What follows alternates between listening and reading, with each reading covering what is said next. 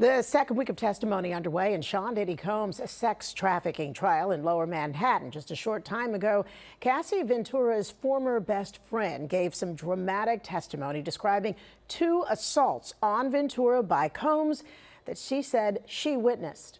And earlier, Danity Kane singer Dawn Richard returned to the witness stand and testified that she saw Combs physically abuse Ventura, who wrapped up her 4 days of grueling testimony last week. ABC's Reena Roy has more from Lower Manhattan.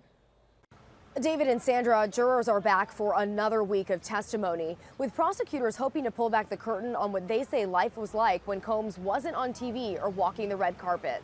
Dawn Richard back on the stand today to testify against Sean Diddy Combs. She appeared on Combs' reality TV show Making the Band, became part of Danity Kane, and then she testified she was at his home studio in LA in 2009, recording for Diddy Dirty Money when she says she saw him hit Cassie Ventura in the head and beat her on the ground. Richard says he came downstairs, asked where his eggs were, then allegedly grabbed the skillet of eggs and swung at Ventura before she dropped to the floor and went into a fetal position.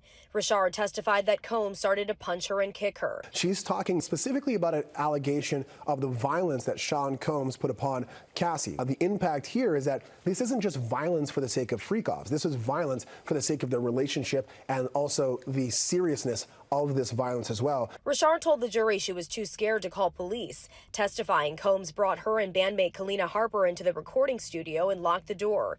He said that what we saw was a passion and what lovers and relationships do. She testified Combs also told them it would be in our best interests if we didn't say anything. Richard testified about another incident from 2009 in which she says she saw Combs attack Ventura. She says that they were at his apartment in New York when he punched her in the face with a closed fist during an argument. Federal prosecutors have alleged Combs would threaten witnesses to his conduct, creating a culture of coercion and a culture of fear. The defense has conceded Combs could be violent, but have denied that violence was a means to enable sex trafficking. Her testimony comes after jurors heard from Ventura for 4 days on the stand. Ventura testified that she had no free will in her relationship with Combs, but the defense argued she willingly participated in those so-called freak-offs with him. Combs has said all sexual encounters between them were consensual, and he has pleaded not guilty to all charges against him. Later this week, Cassie Ventura's mother is expected to take the stand, along with a woman who was allegedly attacked by Combs with a wooden hanger. In Lower Manhattan, Reena Roy for Channel 7 Eyewitness News. Stay with Eyewitness News and ABC News as we continue to follow testimony in the Combs trial. In fact, you can find a live blog detailing what happens in court by heading to ABC7NY.